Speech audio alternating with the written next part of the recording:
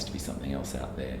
And I think also to create a piece like this, you have to have the belief in what people are saying. And you look up into the sky at night, and to me, there's a lot of stuff going on up there.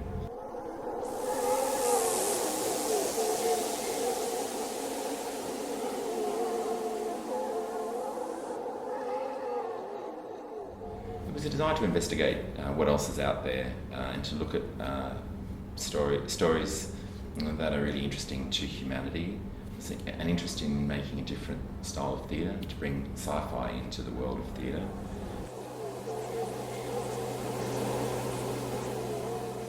There are a lot of stories that are really heartbreaking. There are a lot of stories that are really funny as well.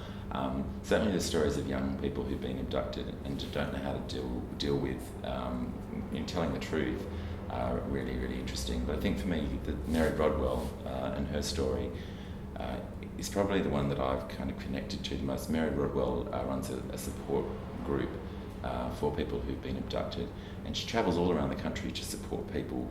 And what inspired the project originally was a documentary that was made about her and her relationship with her son, because he's a skeptic.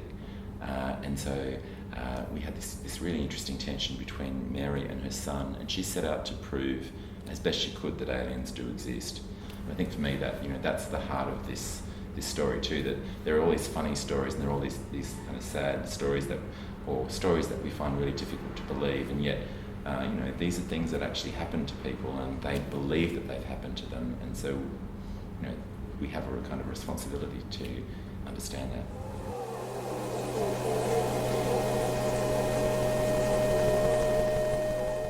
I think the audiences are going to go away from alienation and they're going to talk about really big things. They're going to be sitting there looking at each other and they're going to be wondering about what is out there, and they're going to be wondering about how that affects them. And everybody who goes to see it will take a different stance, and I think that that's a really exciting thing for the theatre to be doing.